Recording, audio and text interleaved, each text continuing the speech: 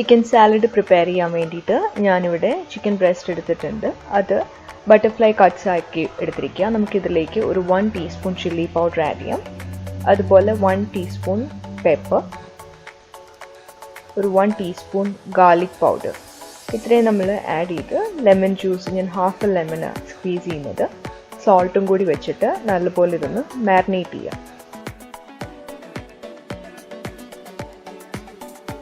Minimum 20 minutes to half an hour marinate ചെയ്യാം.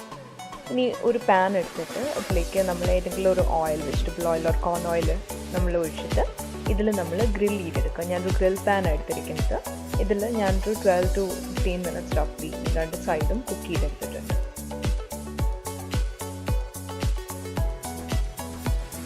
ഇതാണ് നമ്മുടെ കുക്ക് സ്റ്റേജിലുള്ള ചിക്കൻ. അപ്പോൾ ഈ രീതിയിൽ ഇത് സോഫ്റ്റായിട്ട് കിട്ടണം. നമുക്കിനി നമ്മുടെ വെജിറ്റബിൾസ് ചോപ്പ് ചെയ്യാൻ വേണ്ടിയിട്ട് ഞാനിവിടെ ഓണിയൻസ് സ്ട്രെയിറ്റ് ആയിട്ട് കട്ട് ചെയ്തെടുക്കുക. അതുപോലെ തന്നെ ടൊമാറ്റോയും കുക്കുംബറും കൂടി ഞാനത് കട്ട് ചെയ്തെടുക്കുന്നുണ്ട്. അപ്പോൾ നമുക്ക് ഇഷ്ടമുള്ള വെജിറ്റബിൾസ് ഇതിലേക്ക് ആഡ് ചെയ്യാം. ഇതിൻ്റെ ഡ്രസ്സിങ് പ്രിപ്പയർ ചെയ്യാനായിട്ട് ഞാനൊരു ഗ്ലാസ് കണ്ടെയ്നർ എടുത്തിട്ടുണ്ട്. അതിൽ 2 ടേബിൾ സ്പൂൺ കോൺ ഓയിൽ അത് ആദ്യം എടുക്കുക. അത് കഴിഞ്ഞിട്ട് ഞാൻ 1 ടീസ്പൂൺ ചില്ലി സോസ് ഇതിലേക്ക് ആഡ് ചെയ്യുന്നുണ്ട്. ജസ്റ്റ് ഇതിലൊരു ഫ്ലേവർ മിക്സിങ് വേണ്ടിയിട്ടാണ്.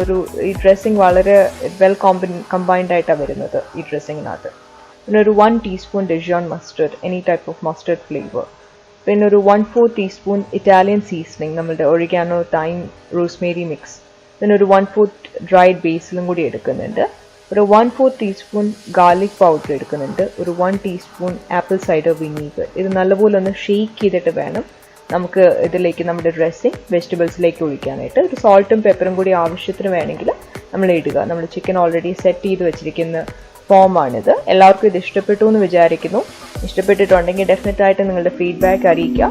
അടുത്തൊരു എപ്പിസോഡിൽ മറ്റൊരു മനോഹരമായ റെസിപ്പിയുമായിട്ട് വീണ്ടും കാണാം. അതുവരേക്കും താങ്ക് യു ഫോർ വാച്ചിങ്.